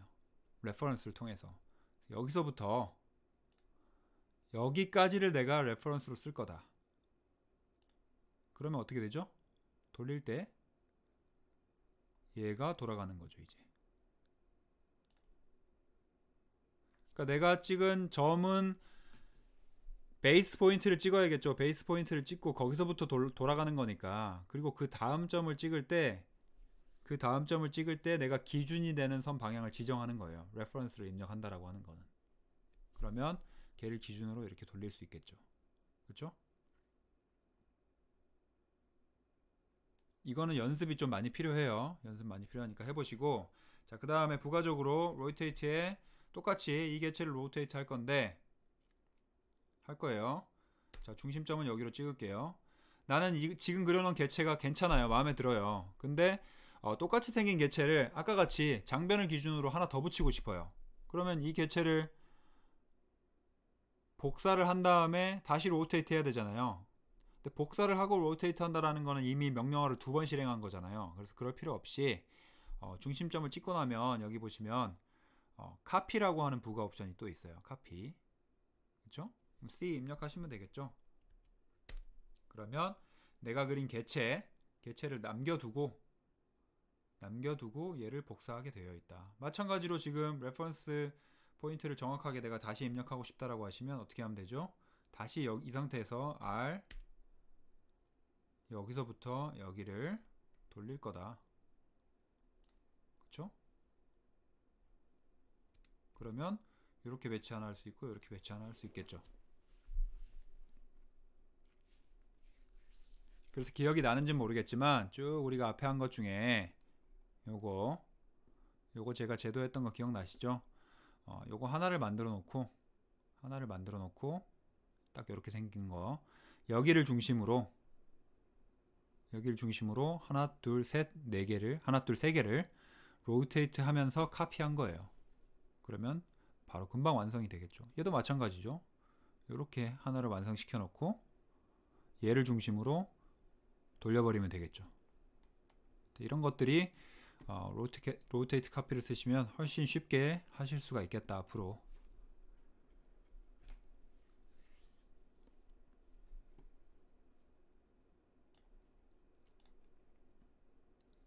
자, 미러 한번 해볼게요. 미러 마찬가지로 미러는 뭐냐면 개념을 설명드리면 지금 가지고 있는 개체를 거울을 탁 세우는 거예요. 거울을 세워가지고 거울에 비친 반대쪽 거울 안쪽에 있는 모습을 만드는 거라고 보시면 돼요. 그래서 내가 거울면을 어디에 세우는지에 따라서 형상이 바뀌겠죠. 그러면 지금과 같은 벽체에서 반대쪽에 똑같이 생긴 카피를 하면은 이렇게 카피가 되잖아요. 책상 배치가 내가 사무실 책상 배치를 할 건데 이렇게 배치를 할 거냐, 아니면 이 긴 쪽 책상을 서로 맞닿게 만들고 이렇게 만들어서 하나의 클러스터링 존을 만들 거냐. 내가 존을 만드는 게 목표다라고 하면 복사를 하시면 안 되겠죠. 그러면 복사를 할 때 얘를 복사하고 또 얘를 복사해 가지고 만들 수는 있겠죠. 근데 지금 복사를 2번이나 했잖아요. 개체를 선택하고. 근데 그럴 필요 없이 자, 미러를 쓰시면 된다. 자, 똑같이 mi 입력하시면 미러라고 뜰 거예요. 그러면 거울상을 시킬 개체를 선택해라 이런 뜻이거든요. 요거 2개를 거울상 만들 거죠. 하시고 엔터 누르시면 축을 입력하라고 나와요. specify point of mirror line 이렇게 돼 있죠. point of mirror line. 그러면 거울이라고 하는 게 직선이잖아요. 물론 곡면 거울도 있지만 직선 거울을 기준으로 생각한다면 직선 거울을 기준으로 이제 모델링을 해주는 건데 거울을 딱 판을 세우잖아요. 그럼 판을 세울 때 그 직선, 거울을 위에서 내려다 봤을 때 직선, 그렇기 때문에 거울에 시작점과 끝점이 있겠죠. 시작점과 끝점이 있을 거 아니에요. 그래서 어디에다 거울을 세우면 얘가 미러 이미지가 만들어질까요? 그걸 고민하는 거지. 여기다 세우면 되겠죠. 거울을 이렇게 요 방향으로 거울을 세우면 반대쪽에 거울에 비친 모습이 형성되겠죠. 그래서 거울의 시작점, 거울의 끝점 이렇게 입력을 하시면 된다. 그 다음에 부가적으로 나오는 게 뭐죠? 클릭하니까 Erase Source Object 이렇게 나오죠. 네가 미러 이미지 시키기 전에 네가 지정을 했던 source 이미지, 원본 이미지를 삭제할 거냐 이렇게 물어보는 거예요. 그러면 내가 얘를 유지를 해야 되는 게 맞다라고 하시면 no 하시면 되고, 삭제할 거다라고 하시면 yes 하시면 된다. yes 하시면 요 이미지는 삭제되고 얘만 남겠죠. 이렇게 똑같이 미러 이렇게 하시고 no 하면 남겠죠. 그렇죠? 그래서 이 거울을 세우는 방향이 굉장히 중요한 게, 여러분들이 이제 미러를 익숙하지 않으시면 그냥 클릭하고 이렇게 수직으로 해버리시면 어떻게 돼요? 수직으로 해버리는 거를 기준으로 복사 이미지가 형성이 되겠죠. 마찬가지로 얘도 내가 얘를 기준으로 이렇게 미러를 해버리면 이렇게 복사가 되겠죠. 그쵸? 그래서 어디를 거울상의 기준으로 거울을 세울 거냐, 요게 중요한 거다. 그리고 최종적으로 원본을 삭제할 거냐 말 거냐, 요게 중요한 거다. 그래서 제가 뭐 그릴 때 사용을 했더라.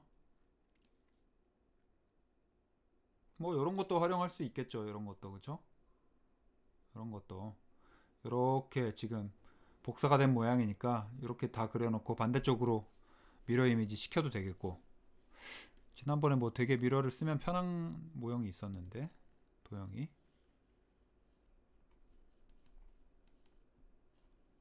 뭐 이런 것도 마찬가지고요. 그죠? 복사를 해도 되고 미러를 해도 되고, 얘는 똑같이 생겼으니까 네, 그렇게 활용을 할 수 있는 기능이다.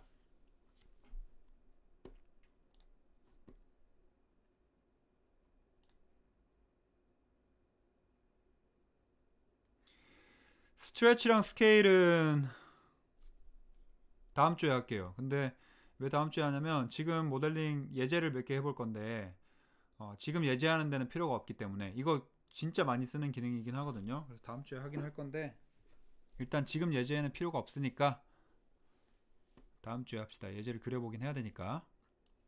요거를 해보실 건데,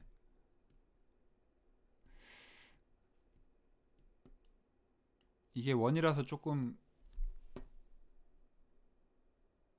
좀 많이 어려울 것 같긴 한데,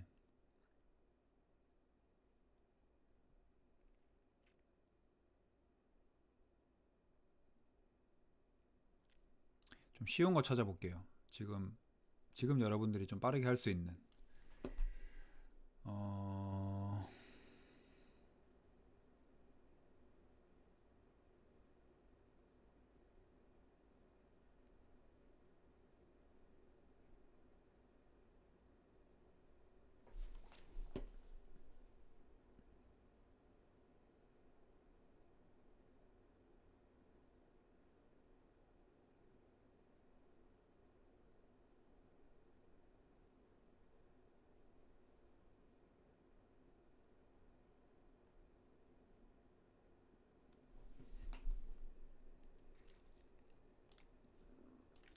아무래도 직선으로 되어 있는 거를 하시기가 조금 더 편할 거기 때문에 미러나 로테이트를 연습하시는 데 있어서, 한 개 찾아놓은 거 있다. 요거 제가 찾아놨었네요. 요거 합시다. 그러니까 원래는 원칙적으로 이제 뭐 이렇게 쭉 그리시면 되잖아요. 이렇게 쭉 가게 따로따로 그리시면 되는데, 요거를 그리실 때는 우리가 지금 연습하는 거니까, 지금 좌우 대칭이죠. 보시면 중심을 기준으로, 그쵸? 중심을 기준으로 좌우 대칭이니까 이쪽을 만들어 놓고 미러 이미지를 해가지고 반대쪽을 그냥 완성시켜 볼게요. 이해되시죠? 그러니까 반대쪽은 아예 화면에 없다고 가정을 하시고, 어떻게 가리냐, 이렇게만 있다고 가정을 하시고, 그쵸?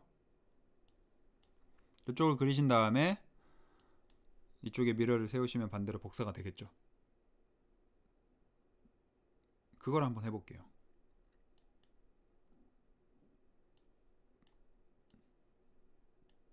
요거까지만 하고 오늘 종료할게요. 저랑 같이 그려보는 것까지 하고.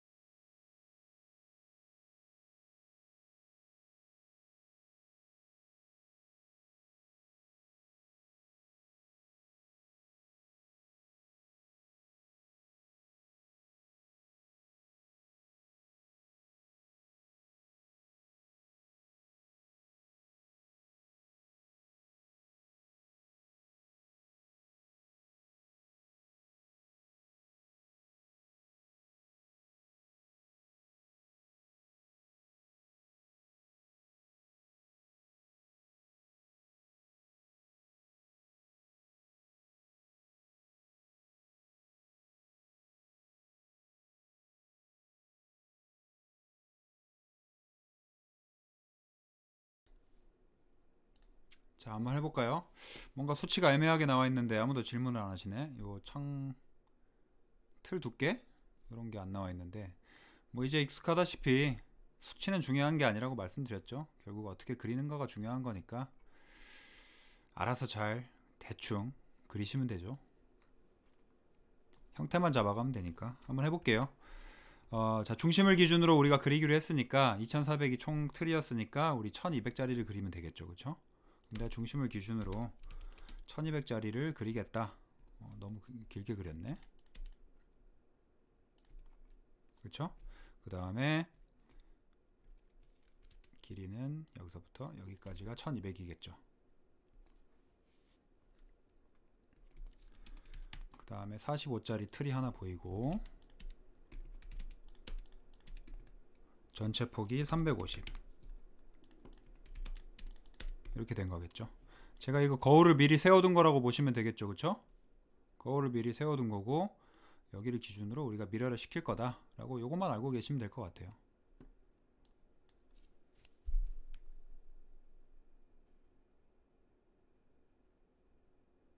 자, 그 다음에 안쪽에 있는 아이고, 얘가 60짜리 바였으니까 얘가 30이 필요하겠고, 미러 이미지 시킬 거니까 요것도 30 정도로 보이네요. 그 다음에 600,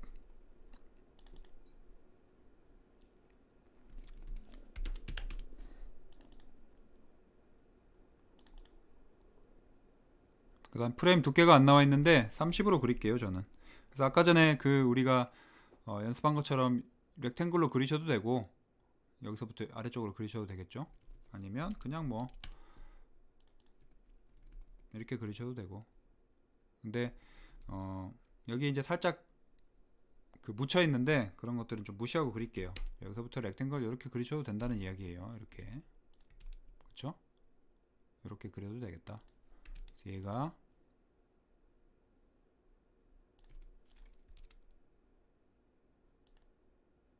이렇게 되어 있네요.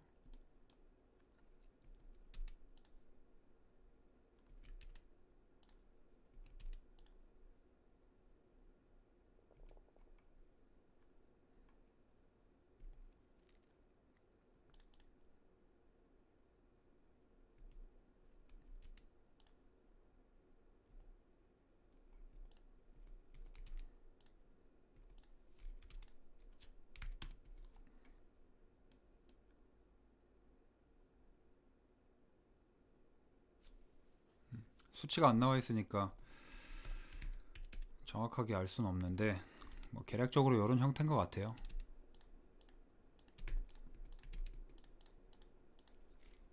이렇게. 그쵸? 그리고 안쪽이 120 정도의 120의 요 두께 차이를 낸다. 요 사이 간격이 여기서부터 여기까지가 120이다 라고 요거는 표현이 되어 있네요. 그래서 이렇게 된 거겠죠. 여기서부터 위에부터 여기 위에까지가 120이다 라고 표현이 되어 있네요. 그래서 요거를 다 그리셨으면 아까 제가 말씀드린 대로 우리 미러 연습을 해보고자 하는 거니까, 자, 미러 전체를 여기서부터 여기까지로 거울을 세워서 미러 하겠다 이렇게 입력하면 되는 거겠죠. 그쵸? 그 다음 원본 개체 삭제는 아니니까 NO 그냥 입력을 해주시고. 그쵸?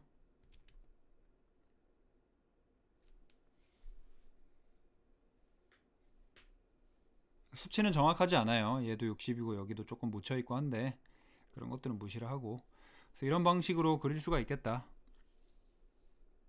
근데 이제 문제는 뭐냐면 지금 보시다시피 실제로 이렇게 쭉 한 선으로 가야 되잖아요. 한 선인데 미러를 하다 보면 보시다시피 얘가 이렇게 끊겨 있어요. 그쵸?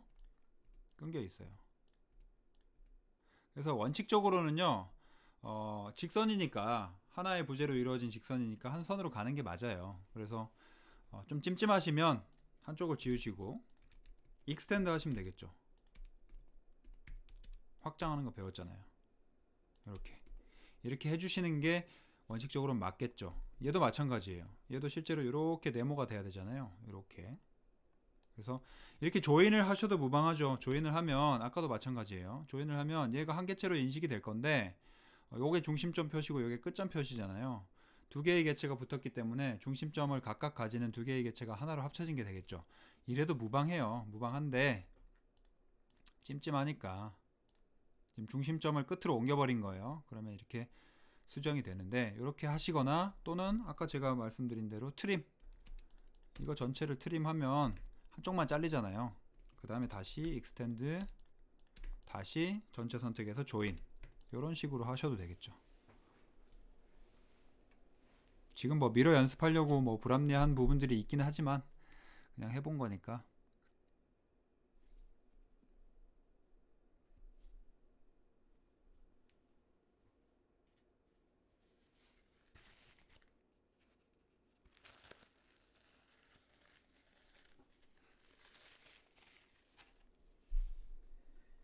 되겠죠?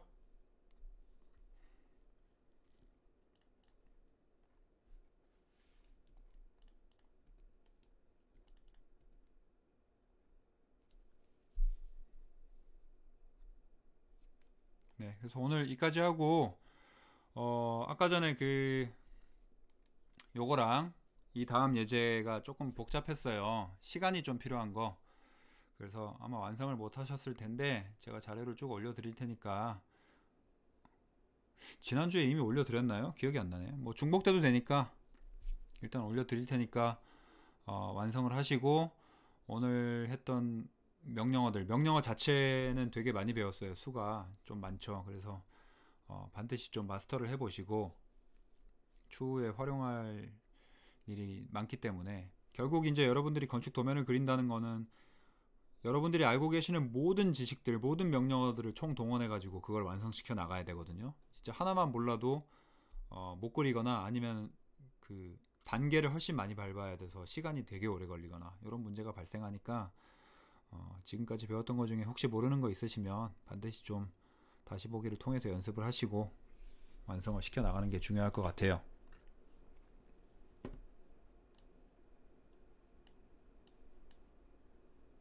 여기까지 하고 출석은 제가 이거 스크린 캡처로 할 테니까 잠깐만요.